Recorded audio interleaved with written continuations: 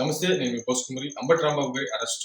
తగ్గినటువంటి కార్యకర్తలు మొత్తం తగలబెట్టేస్తూ, కార్లు తగలబెట్టేస్తూ, ఆయన మీద కోడిగుడ్లు విసిరేస్తూ, చివరికి అంబటి రాంబాబు గారిని కొట్టారు అనేటువంటి విధంగా కూడా వార్తలు వస్తున్నటువంటి. ఇదంతా ఎందుకు జరుగుతోంది అనేటువంటి విషయం చూస్తే, అంబటి రాంబాబు గారు లోకేష్ గారు అదేవిధంగా చంద్రబాబు నాయుడు గారు రెడ్ బుక్ చూసి మా కారులో ఉండేటువంటి కుక్కలు కూడా భయపడవనేటువంటి విధంగా ఆయన చేసినటువంటి అనుచితమైనటువంటి వ్యాఖ్యలు, ప్లస్ అదే విధంగా ఆయన చేసినటువంటి కామెంట్స్, అదేవిధంగా చంద్రబాబు నాయుడు గారు తల్లిని విపరీతంగా దూషించేటువంటి ప్రయత్నం. ప్రతిపక్షంలో ఉన్నటువంటి టైంలో భువనేశ్వర్ గారిని విపరీతంగా దూషించారు. ఆ టైంలో కార్యకర్తలు ఓర్చుకున్నారు.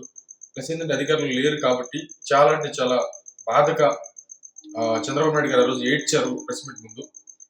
ఆ యొక్క ఏడుపే చంద్రబాబు నాయుడు గారు చాలా ప్రెస్ అయింది, అందరికి తెలిసినటువంటి విషయమే.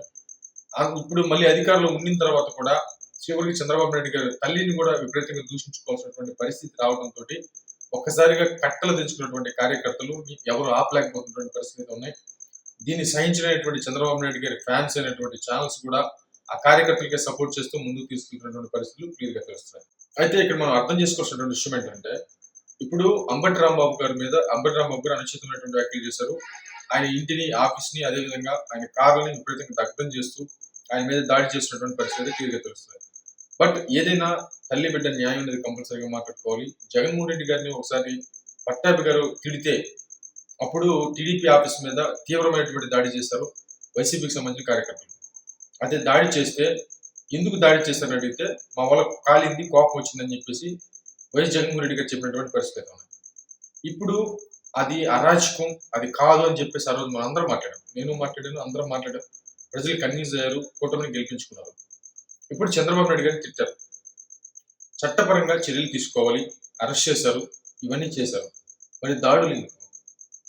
ఒకటైతే గుర్తుపెట్టుకోండి, వాళ్ళు చేస్తే మేము చేస్తే వాళ్ళు చేస్తాం అనేటువంటి నికృష్టమైనటువంటి రాజకీయాలు ఇంకా మన ఆంధ్రప్రదేశ్లో ఉన్నాయి. కాబట్టి ఈ రోజు కూడా ప్రజలకి రాజకీయాల మీద నమ్మకం రావట్లేదు. రాజకీయం అంటే ఒక బురద అనేటువంటి విధంగా ఒక సామాన్యుడు అభిప్రాయపడుతున్నారు.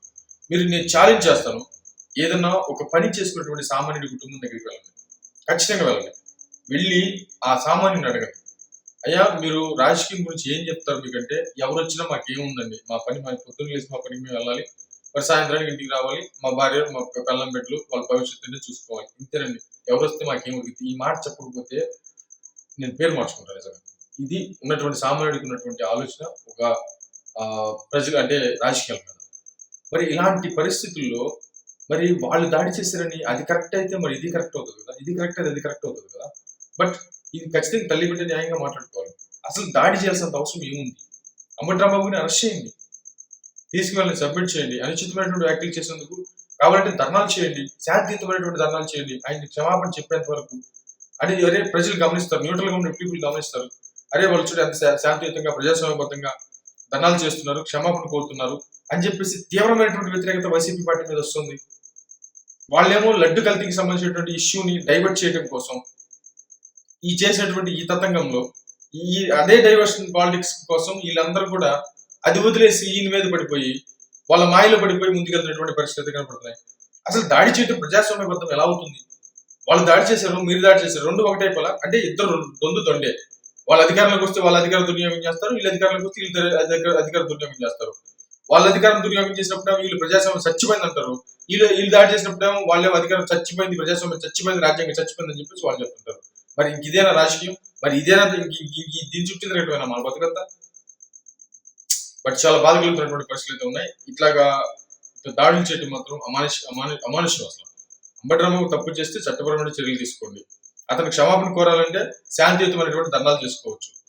బట్ అసలు పోలీసుల ముందే కొడుతున్నారు, పోలీసుల ముందే రాళ్ళు జరుగుతున్నారు, పోలీసుల ముందే కోర్టుకుట్లు వేస్తున్నారు. దీనికి మీడియా ఛానల్స్ అన్ని, టీడీపీ సపోర్ట్ చేసే ఛానల్స్ అన్ని కూడా సపోర్ట్ చేస్తున్నాయి. అసలు ఏం జరుగుతుంది అసలు రాష్ట్రంలో? ఎంత దౌర్భాగ్యకరమైనటువంటి విషయం ఇది. అప్పుడు వాళ్ళు ఆ పని చేస్తే అంటే పోలీసులు చూస్తూ ఊరుకుంటే రేపు వాళ్ళ అధికారంలోకి వస్తే వాళ్ళ దగ్గర కూడా పోలీసులు చూస్తూ ఊరుకుంటారు, తప్పిస్తూ కూర్చుంటారు. అరే ఇప్పుడు ఏ కార్యకర్తలు అయితే లాఠీ చార్జ్ చేసి పక్కకి పంపించేక వాళ్ళు ఆయన అరెస్ట్ చేసి తీసుకెళ్లారు, అయిపోయింది. కోర్టు ఏదో చెప్తుంది, లేదా క్షమాపణ చేయాలని కార్యకర్తలు ధర్నా చేయండి, ఇది కరెక్ట్ అవుతుంది. కానీ ఏంటి దాడులు, ఏంటి అరాచకం, ఏంటి దౌర్భాగ్యం? చాలా మంది కూడా దీన్ని ప్రశ్నిస్తున్నటువంటి పరిస్థితి ఉన్నాయి. బట్ ఏమి తెచ్చుకోవాలి. మరి మీరేమంటారు?